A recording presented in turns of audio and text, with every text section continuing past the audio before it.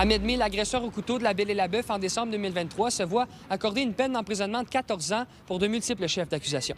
Il y avait une situation particulière de la grande brutalité, la gratuité des gestes sur des personnes qui étaient à toute fin pratique des confrères, des consoeurs de travail. Alors, évidemment, ça choque l'opinion publique et ça méritait évidemment que les choses soient faites avec sérieux. Les événements remontent au 20 décembre 2023, alors qu'Ahmed May avait saisi un couteau et tranché la gorge d'une victime et une autre avait subi plusieurs coups de couteau sur plusieurs parties de son corps. Finalement, une troisième victime s'était aussi fait menacer avec le même couteau. Stéphanie Larocque a voulu témoigner de son expérience avec ce procès. T'es un père, t'es une mère, tu fais dire que ta fille s'est fait trancher la gorge. Je veux dire, c'est gros comme histoire, c'est lourd, puis ça reste. Fait que même si le procès est terminé, cette histoire-là n'est pas terminée encore, dans le sens que ça va me suivre toute ma vie, ça va suivre mes proches, ma famille, mes amis, puis les autres victimes aussi. Mais tu sais que finalement, le verdict, ça soit 3 charges, une tentative de meurtre puis 2 devoirs de faits graves, c'est comme si que l'histoire est un peu diminuée. Parce que, tu sais, pour les victimes, là, on est passé au début de 3 tentatives de meurtre.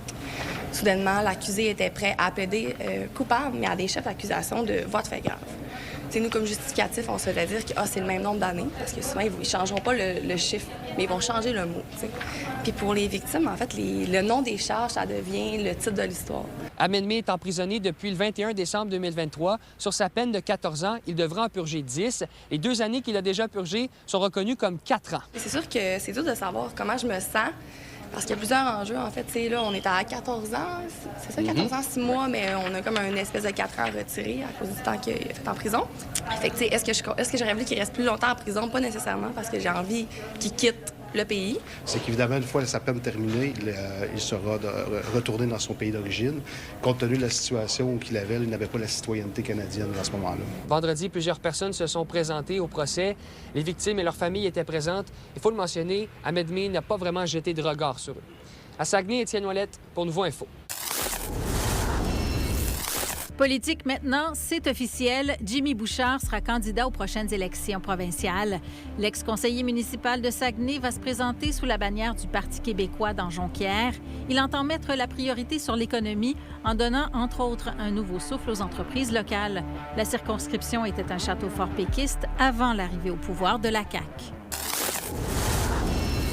Le plus récent dénombrement en termes d'itinérance révèle qu'au Québec, il y a une augmentation de près de 20 de personnes en situation d'itinérance.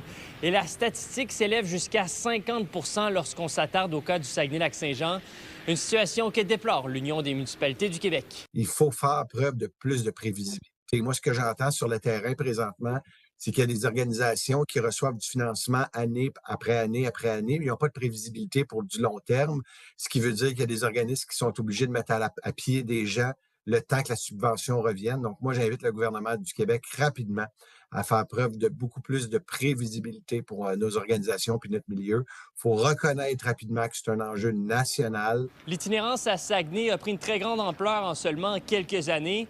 Toutefois, selon les commerces, la ville semble prendre le dossier au sérieux.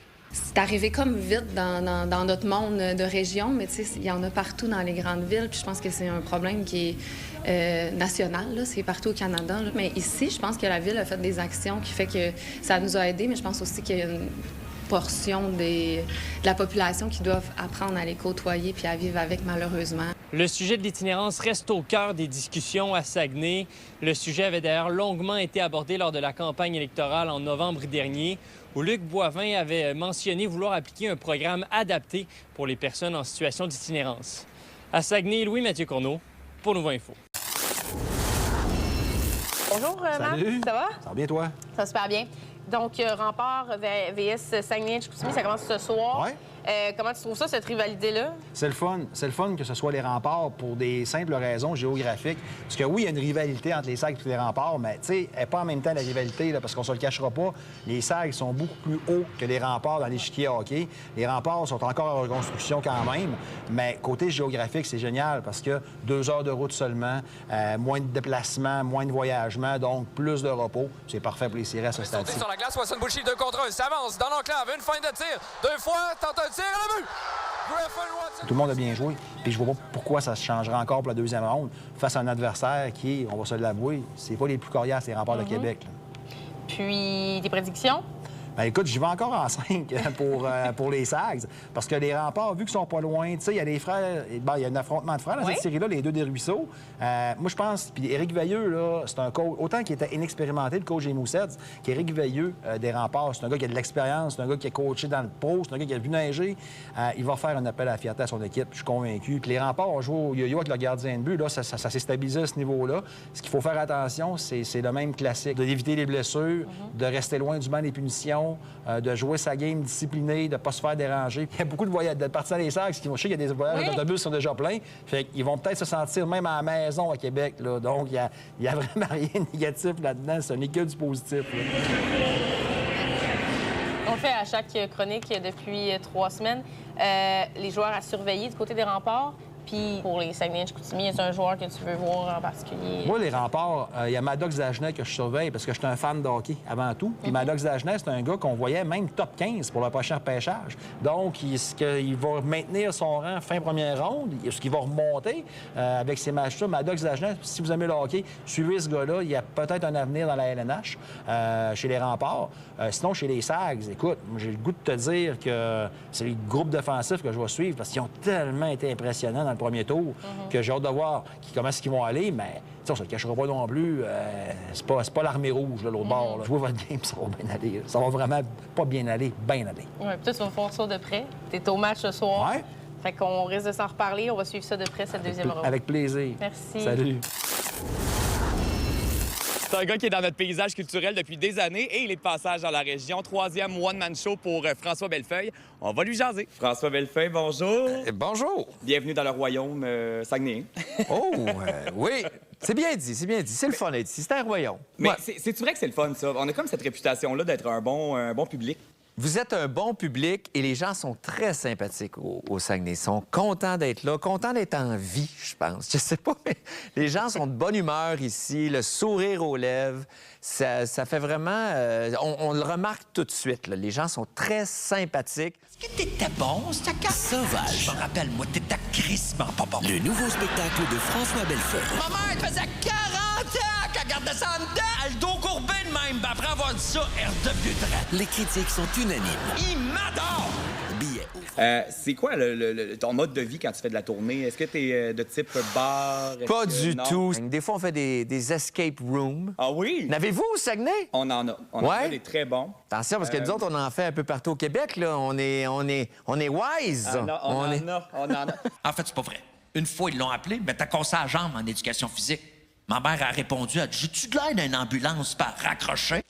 Tu parles d'écriture, 50 ans, tout ça. Est-ce que ça a un impact, ton âge, sur ton écriture, ton vécu? Est-ce que ça a changé, mettons, depuis? Pour le spectacle, c'est clair, cette fois-ci, 3e one-man show, je suis vraiment parti. Il y a beaucoup de vrai dans le show. Puis après ça, je m'amuse à bifurquer un peu. T'sais, on s'amuse pour être vraiment le plus divertissant possible. Mais c'est toutes des choses qui sont parties de faits réels, puis ça a agrémenté ma création, puis ça rend ça aussi plus intéressant pour moi sur scène. C'est quoi la plus grande différence entre le personnage de scène puis l'homme dans la vie? Tu sais, le personnage, le fait... Tu sais, en humour, on essaie de prendre ce qu'il y a le plus drôle chez nous, puis c'est ça qu'on développe. Mais moi, j'essayais plus au début d'être un peu comme tout le monde. Je parle à l'école de l'humour, puis ça marchait pas. Tu sais, je suis pas un bon jeune premier où j'ai beau essayer de me tenir droit puis d'avoir de l'air, tu sais, ça marche jamais. Je suis croche, j'ai de la misère, j'ai le dos, tu sais. Fait que j'ai dit, hey, sais-tu quoi, je vais y aller à fond là-dedans. Je rentre sur scène, je salue pas le monde, je suis bourru, je suis comme toute pissée. En fait, le monde s'est mis à aimer ça. Voudrais-tu chialer contre les gens qui viendraient pas à ton show, mettons? Tu sais, tu leur dirais quoi, ce monde-là? Qui mange de la merde! Tu sais, toi, si t'aimes pas ça, vivre des affaires là, qui sont le fun, ben c'est beau, reste chez vous. Reste sur Netflix ou n'importe quoi, tu sais. Lis, je m'en fous, tu manques une maudite belle soirée. Puis, hey, on préfère que tu sois pas là.